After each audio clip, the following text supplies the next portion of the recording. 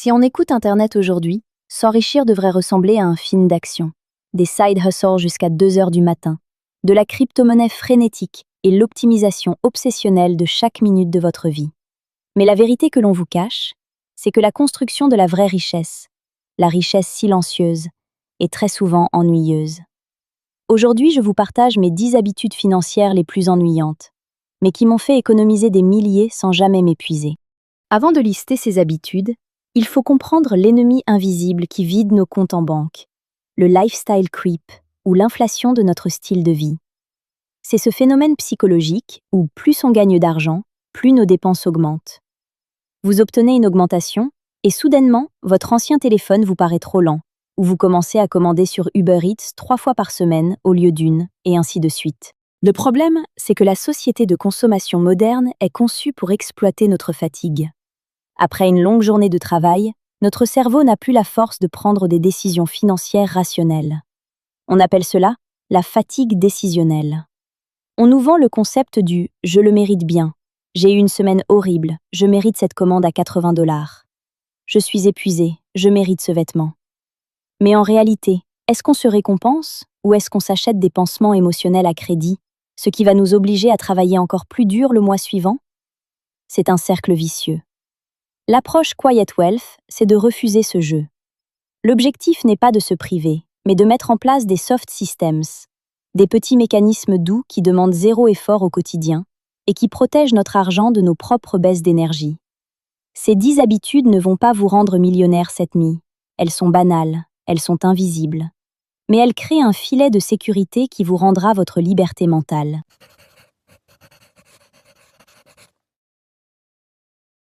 L'habitude numéro 1. Le désabonnement massif.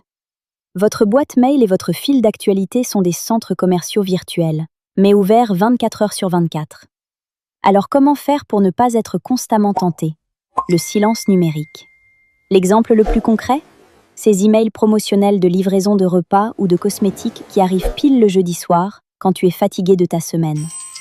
Prenez 10 minutes ce dimanche pour vous désabonner de tout ce qui vous pousse à consommer par impulsion. Truc bonus, masquez les créateurs qui déclenchent chez vous le FOMO, la peur de rater quelque chose. Ne comptez pas sur votre volonté pour résister. Supprimez simplement la tentation. L'habitude numéro 2. La règle des 72 heures. Le pic de dopamine, l'hormone du plaisir, se produit avant l'achat, au moment exact où vous mettez l'article dans le panier. Le but est simple, laissez la dopamine retomber. Si vous voyez un objet non essentiel, placez-le dans votre panier, fermez l'onglet et notez-le sur un carnet avec la date. Attendez 72 heures. C'est l'exemple typique du panier en ligne rempli à 23 heures. 3 jours plus tard, la charge émotionnelle est retombée. Vous réaliserez que 9 fois sur 10, vous n'en avez absolument pas besoin et vous venez d'éviter un achat impulsif. L'habitude numéro 3. Le Project Pan financier. C'est un concept récemment popularisé, emprunté aux minimalistes. L'objectif est d'utiliser un produit jusqu'à la toute dernière goutte avant de s'autoriser à en acheter un nouveau. Pensez au cimetière de bouteilles de shampoing à moitié pleines dans votre douche ou au carnet à moitié entamé sur votre bureau. Finir ce que l'on possède déjà n'est pas très instagrammable, c'est même assez ennuyeux. Mais transformer l'épuisement d'un produit en petit jeu personnel préserve des centaines de dollars par an et réduit drastiquement votre charge mentale. L'habitude numéro 4. L'uniforme ou la garde-robe standardisée. Chaque décision prise le matin draine votre précieuse énergie mentale. Construire un uniforme ne veut pas dire s'habiller mal. Cela signifie trouver une silhouette qui vous met en valeur et la décliner dans une palette de couleurs douces qui se marient parfaitement entre elles. Si vous avez 5 hauts d'excellente qualité et 3 bas qui s'accordent sans y penser, vous éliminez la crise du matin devant le placard. Moins de vêtements, mais de meilleure qualité, c'est l'essence même d'une richesse discrète. Et aussi, n'hésitez pas à remettre les mêmes ensembles. Je vous garantis que personne ne remarque que vous portez la même chose que mardi dernier. L'habitude numéro 5. L'automatisation radicale ou le paiement de soi-même en premier. C'est ici que la magie opère. Laissez-moi vous parler de Camille, une graphiste freelance installée à Montréal. Camille gagnait très bien sa vie, mais chaque fin de mois, son compte était à 0. Son énergie sociale était tellement drainée par ses clients qu'elle compensait par des micro-achats de réconfort en pensant « je l'ai bien mérité ». La solution n'a pas été de la priver, mais d'automatiser. Elle a mis en place un virement automatique de 400 $ vers un compte d'épargne externe, programmé le jour exact où elle reçoit son salaire. L'argent disparaît de son compte courant avant même qu'elle n'ait le temps d'y penser. En un an, sans tableau complexe ni privation consciente, Camille s'est constitué un coussin de sécurité de près de 5 000 $.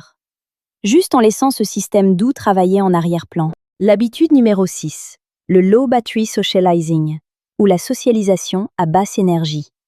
L'inflation du style de vie touche aussi nos amitiés. Il semble qu'aujourd'hui, pour voir un ami, il faille obligatoirement dépenser 40 € ou 50 $ dans un brunch bruyant. C'est doublement épuisant, pour votre budget et pour votre batterie sociale. La solution ?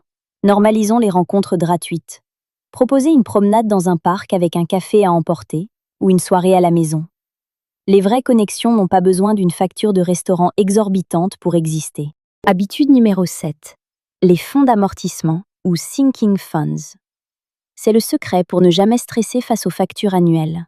Votre fonds d'urgence est fait pour les imprévus, comme une perte d'emploi. Mais Noël, les assurances ou les taxes foncières ne sont pas des urgences, elles reviennent chaque année. L'habitude consiste à diviser ces grosses dépenses par 12 et à automatiser ce montant vers des sous-comptes dédiés.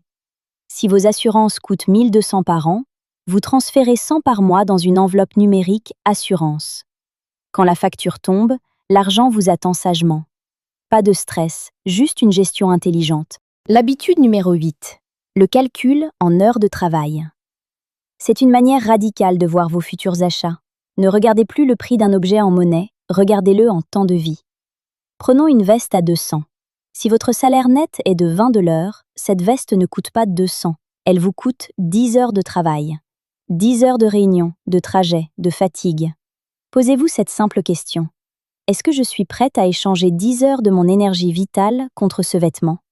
La plupart du temps, la réponse est non. L'envie d'acheter disparaît instantanément. Habitude numéro 9. Les no-spend days programmés. Prendre la décision d'acheter ou de ne pas acheter tout au long de la journée fatigue notre cerveau. Pour reposer notre esprit, on peut instaurer 1 ou 2 jours par semaine à 0 dépense absolue. Le mardi et le jeudi, par exemple, votre portefeuille reste fermé. Le déjeuner est préparé à l'avance, le café est fait maison. Aucune transaction n'est autorisée. C'est un repos mental total qui, mis bout à bout sur une année, préserve de plusieurs petites fuites d'argent invisibles. L'habitude numéro 10. L'investissement paresseux. C'est peut-être la plus importante. Si vous ouvrez TikTok, vous verrez des gens stressés devant des courbes de crypto-monnaies à 3 heures du matin. C'est l'inverse du quiet wealth. Le prix Nobel d'économie Paul Samuelson disait « L'investissement devrait être comme regarder la peinture sécher ou l'herbe pousser. Si vous voulez de l'excitation, prenez 800 $ et allez à Las Vegas. » La richesse sereine se construit en achetant régulièrement des fonds indiciels mondiaux, comme les ETF, qui répliquent l'économie mondiale de manière diversifiée. Vous programmez un virement mensuel, vous fermez l'application et vous laissez le temps et les intérêts composés faire le travail à votre place pendant des décennies. Construire sa sécurité financière ne demande pas d'être un génie de la finance, ni de s'épuiser à la tâche. Cela demande de la constance et le courage d'être profondément ennuyeux. Chaque dépense évitée, chaque virement automatisé, c'est un petit rempart que vous construisez autour de votre tranquillité d'esprit. L'argent n'est pas un but en soi, c'est simplement un outil pour racheter votre temps et protéger votre énergie. Embrassez vos habitudes ennuyeuses, laissez les autres s'épuiser dans le paraître, pendant que vous bâtissez votre liberté dans le silence. Prenez soin de vous, de votre énergie et de vos systèmes doux.